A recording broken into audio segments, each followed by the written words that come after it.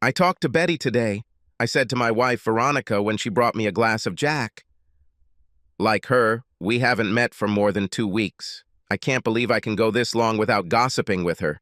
Did you guys talk about anything interesting? She asked this, sitting down with her glass. You can say so, it's interesting. In fact, it is extremely interesting and painful at the same time. I spoke after taking the first sip and enjoying the taste. She suspects that John is cheating on her. Veronica looked surprised when I dropped the bombshell. John would never do anything like that. He's too devoted to have fun on the side. I hope you told her about this, she said in a dismissive tone. I did so, but she insists that there are too many obvious signs. I'm a divorce lawyer, and I know that most friends and family don't want to believe that someone they know might be cheating. What are the signs? If I tell you, you must keep it an absolute secret and not tell a single living soul. Certainly, my wife wasn't the type to gossip, but I had to be sure. She was supposed to have her tubes tied, but last month he insisted on having his tubes tied instead. Now, I don't know a single man who would willingly agree to this. I wouldn't do that.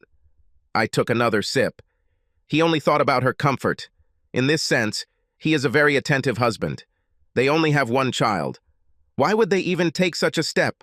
She asked, taking another sip. Since we were childhood friends, we knew each other quite well.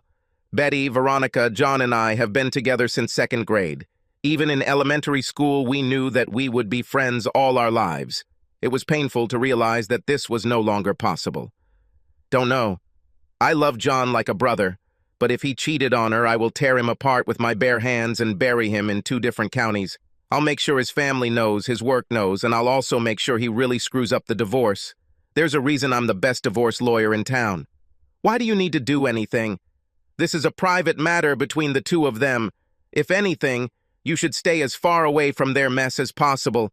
I wish I could talk to her and tell her to forget about such nonsense. He would never cheat on her, period. So what should we do with you? Stay out of the mess or step in and try to fix it?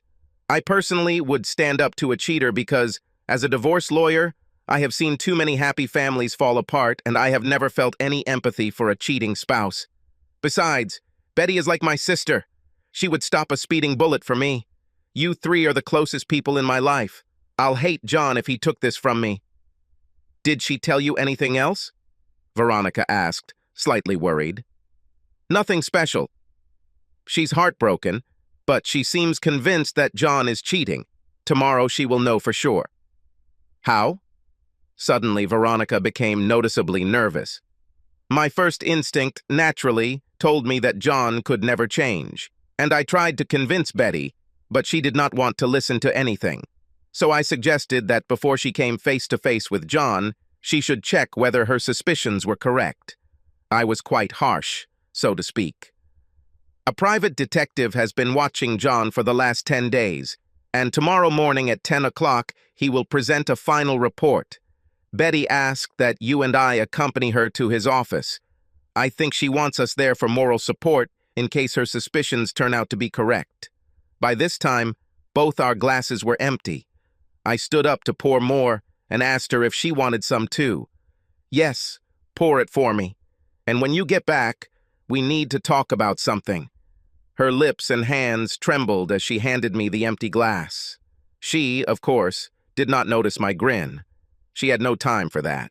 Please like and subscribe to the channel and you will never be cheated on.